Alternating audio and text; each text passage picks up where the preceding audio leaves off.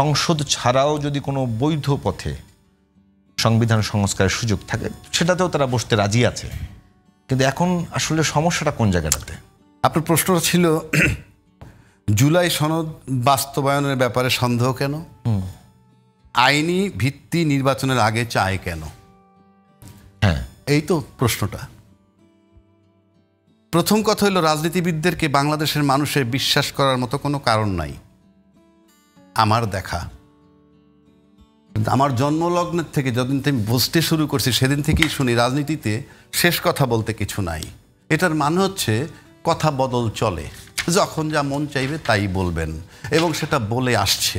যেমন ধরেন, দুটো রাজনৈতিক দল পরীক্ষিত আমাদের, তারা ক্ষমতায় ছিল, তারা প্রত্যেকেই স্বাধীনতা বিরোধী শক্তির সাথে আতাত করেছে বিভিন্ন সময়ে নির্বাচনের স্বার্থে, দলীয় মানে কি বলে সরকার গঠন করার স্বার্থে। তখন তারা কিন্তু কেউ তাকে রাজাকারের গন্ধ ট্যাগ লাগায় বিদায় দেয় নাই।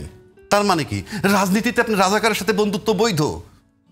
আজকে আবার আপনি বলতেছেন জামাত রাজাকার, অমুক রাজাকার। এই যে ফ্ল্যাকচুয়েট করছে রাজনীতিবিদরা, তাদের বিশ্বাস করার কোনো কারণ নাই। এবং আজকের প্রজন্মেরা তারা তো বিশ্বাস করবেই না। কেন করবে না? নগদটা দেখাচ্ছি আপনাকে। জুলাই চেতনা এই মুহূর্তে একটা মারাত্মক ব্যাপার। কেন মারাত্মক ব্যাপার? ৭১ সালে যুদ্ধ হওয়ার পর ৫৩ বছর লালন করছেন ভণ্ডামি করে, মানে যুদ্ধের চেতনা লালন করছেন। এই যুদ্ধের চেতনা লালন করে জিয়াউর রহমানের খেতাব কেড়ে নিছেন। কথার কথা বলছি, কথার কথা না, সত্য। তাহলে ৭১ সালে ঘটনা ৫৩ বছর লালন করতে পারলে এই দেশে যে লোক জুলাই চেতনা ৫৩ মাসও লালন করবে না, সে তো এই দেশের নাগরিক না। ৫৩ বছরও বলছি না, ৫৩ মাস। ৭১-এর সময় আমাকে মারছিল কারা? আমাদের শত্রুপক্ষ। আর ২৪ সালে মারছে কে? এই দেশের মাতৃতুল্য নেত্রী, অর্থাৎ মা তার সন্তানকে মারছে। মা তার সন্তানকে মারছে। এটা যারা হজম করতে পারে এবং এটাকে তারা ডিনাই করে যাদের বক্তব্যের মাধ্যমে, তাদেরকে এরা বিশ্বাস করবে কেন? সুতরাং you are to clean ensure it, যেটা আইনের ভিত্তি আগে দিতে হবে, তারপরে আবার আরেকটা ধাপ। যে বললেন যে তাদেরকে বিশ্বাস করছে, এই যে মাতা যে সন্তানকে হত্যা করেছে, হ্যাঁ, তার পক্ষ কেউ নিয়েছে বাংলাদেশে? এই যে নিচ্ছে কে নেয় না সেটাও বল। প্রশ্নটা কইরা আপনি বেকায়দা করলেন, আমার না আপনার আমি জানি না। আপনি যে লোকের তারাই দিলেন ক্ষমতার থেকে, হ্যাঁ, সেইটা একজন প্রেসিডেন্ট নিয়োগ দিছিল, যিনি এখনো আছেন। তাহলে যে চইলে গেল, যাকে তারাই দিলেন, সে যাকে চুজ করছিল, সে কি ফেরেস্তা চুজ করছিল না তার খাচ্যতর লোক? তাকে যখন সরাইতে গেল তখন বললেন, যারা দায়িত্বশীল লোক বলল সাংবিধানিক সংকট হবে, তখন তো এই ছাত্ররা মনে করছে এটা জুলাই বিরোধী চেতনা। সিম্পল। কারণ আপনি একটা অংশ তারাই, তার আর একটা অংশকে তারাই দিলে সাংবিধানিক সংকট হবে বলতেছেন। এই বলাই কি হচ্ছে না হচ্ছে বড় কথা না, কিন্তু আমার ভিতরে তো দাগ কাটতেছে। তারপরে আসলো কি, ওই যে দলটা চলে গেল, বিতাড়িত করা হইল, তাদের রাজনীতি নিষিদ্ধ করা হোক। তখনও কিন্তু আবার একটা কথা আসলো, তাদের দল নিষিদ্ধ করা, রাজনীতি নিষিদ্ধ করা আমাদের দায়িত্ব না, জনগণের। আরেকটা ভেক্টর, এটাও জুলাই চেতনার বিরুদ্ধে যায়। সিম্পল। তারপরে যদি আসেন ফেব্রুয়ারি মাস থেকে যখন আপনি জুলাই সনদ এবং ঐক্যমত্য নিয়ে আলাপ করতেছেন, এখন পর্যন্ত আপনি এক জায়গায় আসতে পারেন নাই, এবং সেখানে নোট অফ ডিসেন্টের যে বিষয়গুলো আছে আমরা জানি, সেগুলো সবই জুলাই চেতনা বিরোধী হয়ে যায়। তাহলে আপনি এই যে যারা জুলাই চেতনার পক্ষে আন্দোলন করলো, তারা তো নিশ্চয়ই চাইবে এই যে সকাল বিকেল এক এক রকমের কথা, সুতরাং তারা আইনি ভিত্তিতে আগে চাইবে, এবং এই চাওয়াটা যৌক্তিক। কারণ আমার আস্থা নাই, আস্থাটা নষ্ট করে ফেলছেন। এইবার আসেন, সংসদ হওয়ার পর আপনি বাস্তবায়ন করবেন বলছেন, কিভাবে? সেটার জন্য দরকার, উনি পিআর পদ্ধতির কথা বলছে, একটা আলোচনায় আছে, সনদের মধ্যে সেটা আছে। একমাত্র পিআর পদ্ধতি নির্বাচন যদি হয়, তাহলে কিন্তু ওই সনদ বাস্তবায়ন হবে।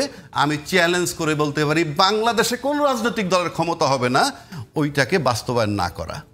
তো পিআর পদ্ধতির আমি বলছি না হবে কি হবে না, সেটা আমি যাচ্ছি না, কিন্তু সেই বিতর্কে আমি যাচ্ছি না। সেটা রাজনৈতিক দলের সিদ্ধান্ত, রাষ্ট্রের যারা রাষ্ট্রবিজ্ঞানী আছে তারা, সেটা আপনার মত। আমি বলছি এটা হলো মত। কেন? তখন সেখানে এমন একটা সরকার হবে এবং একটা শক্ত বিরোধী দল হবে, এবং সরকার যে হবেন সে নিশ্চিত থাকেন 2/3 মেজরিটি পাবে না। আর 2/3 মেজরিটি যদি না পায়, তাহলে জুলাই সনদ বাস্তবায়ন করার জন্য সে যদি ইন্টারেস্টেড নাও হয়, অন্য একটা পক্ষ যখন বলবে এটা বাস্তবায়ন করো, তাহলে তোমার সরকার থেকে আমি অনাস্থা আনবো, বাধ্য হবে। সুতরাং যদি আজকে জুলাই সনদে আইনি রূপ না দেয়, এই দেশ পিয়ার পদ্ধতির জন্য চাপ দিবে। কেন চাপ দিবে? কারণ ওটা বাস্তবায়ন নিশ্চিত করতে হবে। এবং পিয়ার পদ্ধতিতে যদি আপনি পার্লামেন্টে যান, আমি আর চ্যালেঞ্জ করে দিচ্ছি বাংলাদেশে কোনো রাজনীতিকদেরকে এটারে বাস্তবায়ন না কইরা, আইনের সংবিধানে সংযোজন না কইরা পারবে না। জুলাই সনদ যদি বাস্তবায়ন হয়ে যায়, হ্যাঁ, সেক্ষেত্রে জুলাই সনদের ভিতরেই আছে যে উচ্চ কক্ষে পিয়ার পদ্ধতি হবে, নিম্ন কক্ষে নয়। ওটা পরে আপনি উচ্চ কক্ষে পিয়ার পদ্ধতি, সেটা তো আপনি নির্বাচন করে যাওয়ার পর। না, আমি আপনাকে না, আমি ওইটা নিয়ে আমি চ্যালেঞ্জ করছি না, আমি ফর্মুলা দিচ্ছি। এটা কি এমন না, আপনি এখন যদি আইনরূপ না দেন, যেটা আমি বলছি যে আইনরূপ দিলাম, এখন যদি এইটাকে জুলাই সনদের আইনি ভিত্তি না দেন, দিলাম আইনি ভিত্তি, হ্যাঁ, আমি একটু আলোচনা করেন। আইনি ভিত্তি দিলাম, দেওয়ার পরে এখন বাংলাদেশের সংসদ কয় কক্ষ বিশিষ্ট? এখন তো এক কক্ষ, তখন তো দ্বিকক্ষ হবে। আমি যখন দিলাম আইনি ভিত্তি, হ্যাঁ, দ্বিকক্ষ হলে এটা কি কাঠামোগত বড় ধরনের পরিবর্তন নয়? সে তো ভিন্ন কথা, সেটা আপনি সনদ নিয়ে অ্যাপ্রুভাল নিয়ে তখন তোমার নির্বাচন করতে পারবো না, তখন তো গণভোট লাগবে আপনাকে। না, আমি বলছি এটা একটু বুঝিয়ে দেবেন। বলছি এটার আইনি ভিত্তিটা হলো আপনি একটা সুন্দর গেজেট নোটিফিকেশন তৈরি করবেন, করলাম, গেজেট নোটিফিকেশন দিয়ে এইটা এখানে সংযোজন করতে হবে এবং এটার কোনো পরিবর্তন চলবে না, এটা অ্যাপ্রুভাল দিতে হবে এবং এইটা এইভাবে রাখতে হবে। এইটুকু হলো চ্যালেঞ্জ, আর কোনো চ্যালেঞ্জ নাই। এখন আসেন, এখানে আরও কথা আছে, এটা নিয়ে আরও আলাপ হইতেছে যে যারা যারা স্বাক্ষর করবে, তারা যদি আপনি পিয়ার পদ্ধতি ছাড়া তো সব সংসদেও যাইতে পারবে না। পিয়ার পদ্ধতি যদি নির্বাচন না হয়, তাহলে তো সংসদেও তারা যাইতে পারবে না। আর পিয়ার পদ্ধতি হলে সব প্রতিনিধি যাবে। আর পিয়ার পদ্ধতি ছাড়া হইলে একটা দল যদি সিঙ্গেল মেজরিটি নিয়ে যায়, 2/3 মেজরিটি নিয়েও যায়, কথার কথা বলছি, তারা কিন্তু অনেকেই নোট অফ ডিসেন্ট দিয়ে রাখছেন। ওইখানে গিয়ে বলবেন আমি তো অনেক কিছুতে নোট অফ ডিসেন্ট দিয়েই রাখছি, আমি কেন পাস করবো? আমি চ্যালেঞ্জ করে বলতে পারি, কারণ আমরা আমাদের রাজনীতিবিদগুলোকে চিনি এবং রাজনীতিবিদরা অকপটে বলে রাজনীতিতে শেষ কথা বলতে কিছু নাই। এই কথাটা যেহেতু আপনি নিজে শুনেন নাই যে রাজনীতিতে শেষ কথা বলতে কিছু নাই, এটা কমন ডায়লগ, আপনি বলতেই পারবেন না। আপনাকে সত্যের উপরে থাকতে হবে। 53 বছর আপনার এটা চালাইছেন এইভাবে, রাজনীতিতে শেষ কথা বলতে কিছু নাই। তাহলে এখন যদি আজকে নির্বাচন ইনশাল না দিয়ে কালকে সরকার না দেয়, কি করবেন? একটা কথার কথা বলছি, রাজনীতিতে শেষ কথা বলতে এটা কি তামাশা নাকি? এটা কি সমিতি, ক্লাব? এটা রাষ্ট্র। আপনি যা মন চায় তাই বলবেন, স্টেজে বলবেন একটা, ঘরে বলবেন একটা, বাইরে বলবেন একটা, হবে না। দেশ ওই জায়গায় আসতে হবে, দেশ এখন সেই জায়গায় নাই। আমি চ্যালেঞ্জ করে নিলাম, এই দেশ ওই আগের জায়গায় নাই। সেটা তো আপনার কাছে কি মনে হয় যেটা একটা দীর্ঘ প্র্যাকটিসের ব্যাপার, দীর্ঘ কালচার করবার ব্যাপার? দীর্ঘ প্র্যাকটিসের ব্যাপার যদি বলেন, বিএনপি বলতেছে কি 16 বছর আন্দোলন করছে না? করছে তো। তা দীর্ঘ আন্দোলন করার পর এখন আপনাকে চেঞ্জ হইতে হবে যাতে ওইরকম অবস্থা না হয়। পিয়ার পদ্ধতি ছাড়া স্বৈরাচার তৈরি হবে। পিয়ার পদ্ধতি হইলেই বাংলাদেশে আয়নাগর হবে না, আপনি লিখে রাখতে পারেন। পিয়ার পদ্ধতি, এইটা আপনার মত? পিয়ার পদ্ধতি হলে একদম একটা অস্থির সরকার হবে, দুর্বল সরকার হবে। এই তো দুর্বল সরকার হবে। তো পৃথিবীর 70-78টা দেশে সব দেশই দুর্বল সরকার। কেন হয় জানেন? আপনি ঠিক থাকার জন্যে। আপনি যদি মনে করেন যে আমার পাহারা দেওয়ার লোক আছে, আমার 19-20 হয়ে যেতে হবে, you are to be careful. আর আপনি যখন দুর্বল সরকার কে বলে? ভেক্টর। আপনি অসৎ বলেই চিন্তা করেন, আমি সৎ হইলে, এই যে বারবার একই কথা বলি, সৌদি আরবের বিধান কি জানেন? চুরি করলে হাত কেটে দেয়, তাই না?